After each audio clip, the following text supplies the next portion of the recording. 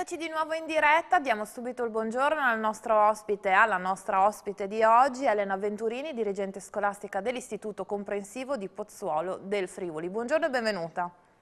Buongiorno, buongiorno a lei, buongiorno a tutti. Allora, grazie per aver accettato il nostro invito. Chiaramente parliamo di quello che accadrà lunedì 8. Si torna in DAD, ovvero torna la didattica a distanza perché siamo in zona arancione a causa dei contagi da coronavirus in aumento e questa scelta riguarda le scuole secondarie di primo e di secondo grado. L'Istituto Comprensivo di Pozzuolo del Friuli comprende due scuole medie, Pozzuolo e Campoformido, quindi a lei la parola, com'è la situazione? Siete pronti a partire?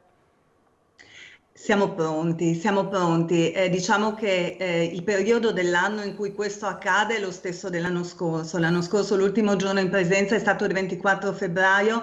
Oggi ci ritroviamo con le scuole secondarie di primo grado a dover riattivare la didattica a distanza l'8 marzo, però con delle profonde differenze. Quest'anno siamo preparati, abbiamo avuto un anno sulle spalle di grandi lavoro e di esperienza per poter garantire da subito una risposta immediata e un'attivazione dei percorsi didattici.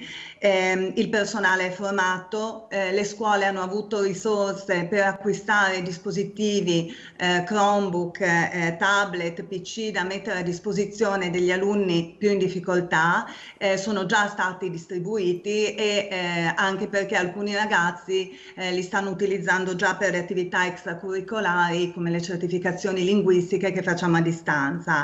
Gli studenti hanno competenze nuove, oltre che informatiche, anche di autonomia e di gestione e rimane il problema per alcune famiglie della connettività e comunque abbiamo un piano di didattica pronto, per cui i ragazzi hanno già l'orario che avranno delle lezioni sincrone, per intenderci delle video lezioni, che partiranno da lunedì, hanno l'orario giorno per giorno di tutte le attività e quindi la partenza è immediata. Sicuramente la distanza ci addolora e rende più faticosa la relazione didattica. Contiamo che questa volta sarà un periodo limitato, ecco, diciamo che Ecco vogliamo appunto. vederlo come un contributo per ritornare alla normalità insieme al piano vaccinale.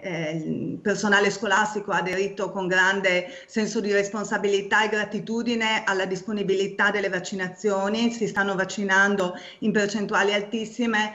Contiamo che si tratti di un periodo breve di ritornare in presenza quanto prima. L'ordinanza ministeriale di ieri sugli esami di Stato del primo ciclo li prevede in presenza. Contiamo che sarà così. Esatto, riguarda anche i ragazzi, proprio appunto ieri il ministro, no, ha parlato dell'esame orale in presenza, c'è un lungo lavoro, insomma approfittiamo anche per augurare in bocca al lupo naturalmente sia ai più piccoli di terza media e quelli di quinta superiore.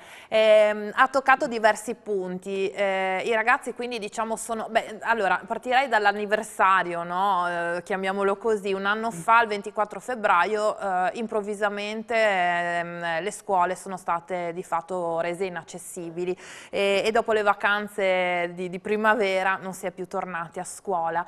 L'approccio è stato per certi versi insomma è stato uno shock, uno scoglio difficile, Certo. avviare e anche chiaramente formare sia gli insegnanti sia i ragazzi, perché lì insomma non c'erano dispositivi, c'erano grande incertezza, ecco.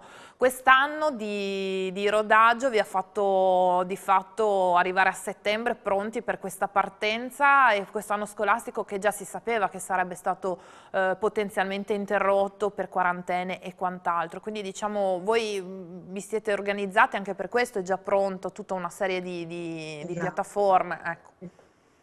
Esatto, infatti nelle situazioni di quarantena delle classi, che devo dire hanno toccato poco le secondarie di primo grado, ma ci sono comunque state, l'interruzione è stata, ha comunque garantito le attività in video lezione e quindi avevamo già il piano pronto, avevamo le piattaforme. L'anno scorso, quando c'è stata la chiusura, veramente i primi giorni, è stato un inventare un modo completamente nuovo e un cercare strumenti di cui molti non conoscevano nemmeno l'esistenza. Gli insegnanti si sono impegnati tantissimo e si sono aiutati tra loro per formarsi e per trovare il modo di rimanere in relazione con gli alunni. In quel momento poi erano a distanza i più piccoli e mantenere la relazione importantissima con i bambini della primaria e con i bambini dell'infanzia è stato faticosissimo, ma devo dire c'è stato un grandissimo impegno, dedizione da parte degli insegnanti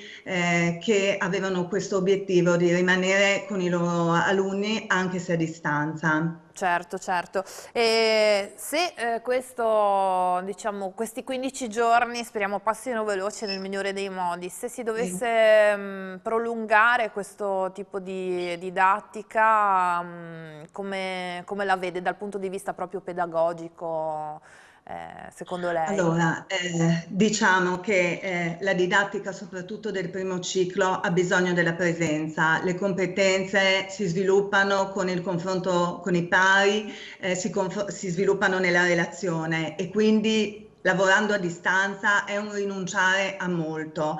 D'altro canto, i ragazzi, soprattutto quelli più grandi, acquisiscono competenze di autonomia, di flessibilità, sono riusciti a far tesoro anche di questa esperienza. Sicuramente se dovessimo fermarci di nuovo a lungo sarà una perdita e il prossimo anno ci sarà molto da costruire, anche in termini di competenze relazionali, di competenze di orientamento. La distanza dai pari e la distanza dagli insegnanti pesa, quindi contiamo che veramente il tempo sia ridotto. Sì, anche perché siamo tutti un po', diciamo, con distanziamento e quant'altro, siamo tutti un po' disabituati, diciamo, a una certa Sì. socialità e i bambini, ovviamente, o i più piccoli, insomma, patiscono di più. Ultima domanda, la Sì. risposta delle famiglie anche in questa occasione, ecco, diciamo, perché Ecco, immagino che... diciamo, sì, diciamo che la pandemia ci ha fatto capire che si lavora solo se si